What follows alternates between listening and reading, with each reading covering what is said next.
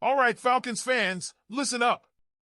Before we dive into today's big news, make sure to hit that like button so you don't miss out on any updates. We've got some major developments coming out of Atlanta, and trust me, you're going to want to stick around until the very end to weigh in on what's happening with our Falcons. Now, let's get right into it. One of the biggest questions heading into this offseason has been the future of safety Justin Simmons. And based on what we're hearing, it looks like his time in Atlanta might be coming to an end sooner rather than later. Simmons, who signed with the Falcons just last August in hopes of finally making a deep playoff run, is now expected to test the free agency market.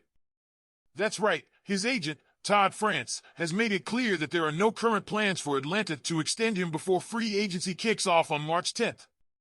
This past season, Simmons was a rock in the Falcons' secondary. He started all 16 games, racking up 62 total tackles and grabbing 2 interceptions while playing alongside Jessie Bates III. And let's be real, having that duo on the field was a huge boost for our defense. After the season-ending loss to Carolina, Simmons even spoke about how much he loved Atlanta, praising the locker room culture and the leadership within the organization. But despite those positive vibes, the reality is that GM Terry Fontenot and the front office have some tough decisions to make.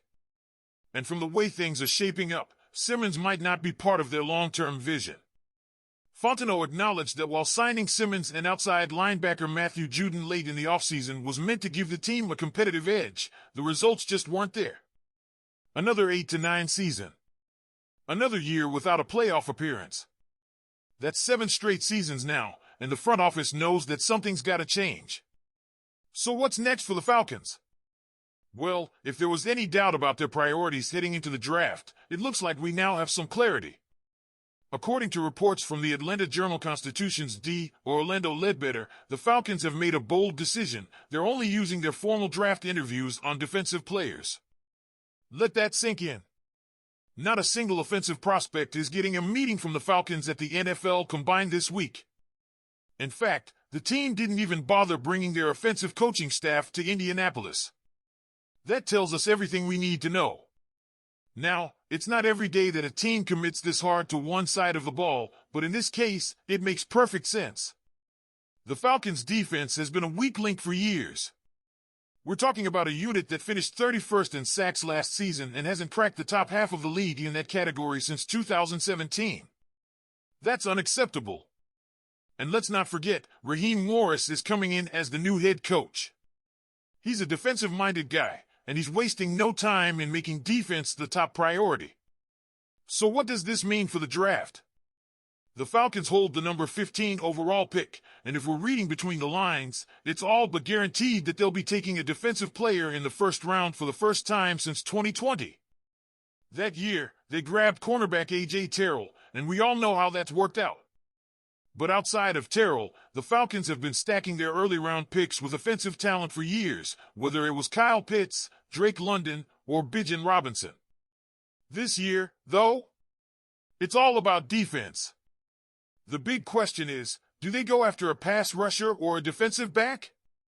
Because let's be real, both areas need serious help. The Falcons were 22nd in passing yards allowed and 31st in passing touchdowns given up last season. That's just not going to cut it, especially if we're trying to compete in a division that features quarterbacks like Derek Carr and Bryce Young, who are only going to get better. Names to watch?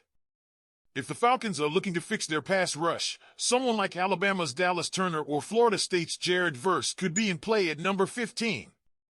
But if they want to bolster the secondary, a guy like Clemson's Nate Wiggins or Iowa's Cooper DeJean could be a perfect fit.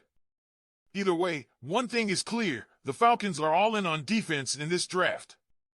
So, Falcons fans, I want to hear from you. Are you on board with letting Justin Simmons walk, or do you think the team should make an effort to bring him back? And what do you think about this draft strategy? Are the Falcons making the right move by focusing entirely on defense? Drop your thoughts in the comments below. Now, we have a bombshell to discuss. It seems that the relationship between quarterback Kirk Cousins and the team is becoming increasingly tense, with injury talk and sharp responses from head coach Raheem Morris and general manager Terry Fontenot. Let's get right to it. 3 weeks after Cousins claimed he played with an injured right shoulder and elbow from weeks 11 through 15 last season, the Falcons front office pretty much denied that narrative during interviews before the NFL Combine.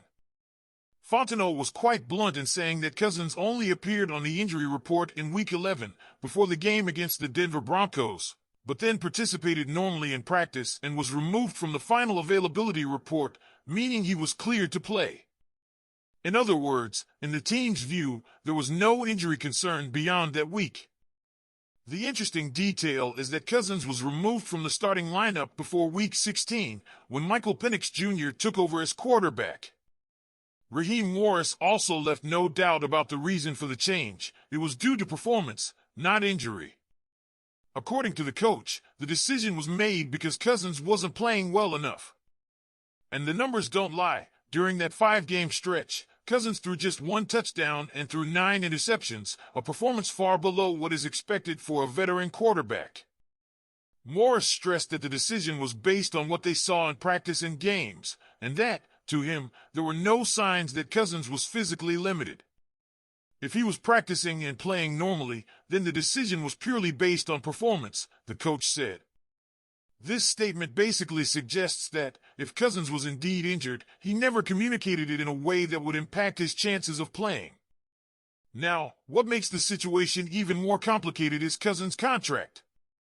He is guaranteed $27.5 million for 2025, but if he is still on the roster on March 17th, another $10 million will be added to the deal. In other words, keeping Cousins as a backup is not an ideal situation financially. Fontenot has even admitted that this is not an ideal contract structure for a backup, but that, at the moment, the team is comfortable with the situation, at least publicly. The big question now is, what will be Cousins' future? Will the Falcons try to trade him? Will he be cut before his bonus clause in March? Or will the team, despite everything, keep him as Penix Jr.'s backup? The mood is definitely not the best between the two parties, and this type of exchange of statements only increases the rumors that Cousins may be on the way out. Now I want to know your opinion, Falcons fan. What do you think about this situation between Cousins and the team? Do you believe that he really played through an injury and was unfairly treated? Or do you think the decision to take him out was the right one and that the Falcons should move on without him? Leave your comment below because I really want to know what you think. Don't forget to like and subscribe to the channel so you don't miss any updates from our Atlanta Falcons. Go Falcons!